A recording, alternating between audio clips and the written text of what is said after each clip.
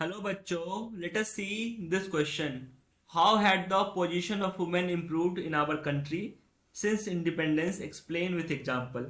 तो हमें बताना है कि हमारी कंट्री में आज़ादी के बाद वुमेन का जो पोजीशन है कैसे इम्प्रूव हुआ.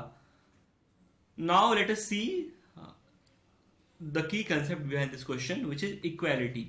Equality. It is a concept which advocates equal rights for all the human beings without any discrimination and favor. तो इक्वालिटी क्या है? कंसेप्ट है जो इंश्योर करता है, एडवोकेट्स करता है equal rights for all the citizens human beings of this country without any discrimination and favour.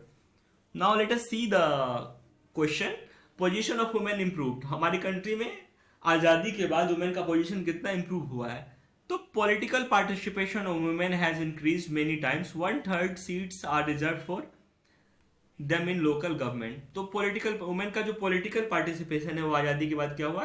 Increase हुआ. उनके लिए लोकल जो गवर्नमेंट है उसमें 1/3 सीट्स रिजर्व होती है. 1/3 सीट का क्या मतलब? 3 में से 1 सीट उनके लिए, महिलाओं के लिए रिजर्व होता है.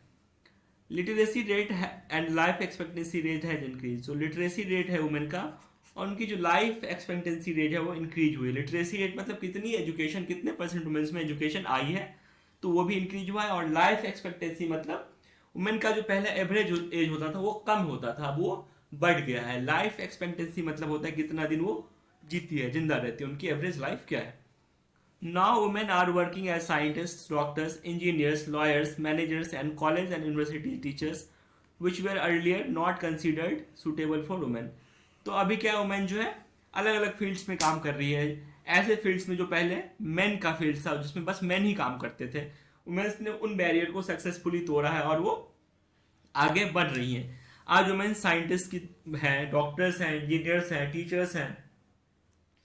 तो thus by looking at above statements we can say that the position of women in our country has improved since independence. तो ऊपर के स्टेटमेंट्स को देख के हम ये बोल सकते हैं कि हमारी कंट्री में वुमेन का पोजीशन जो है आज़ादी के बाद बहुत ही इम्प्रूव हुआ है. Even though it has not improve significantly but we are gradually progressing in this field, in this sector. I hope you understood this well. Thank you. Best of luck.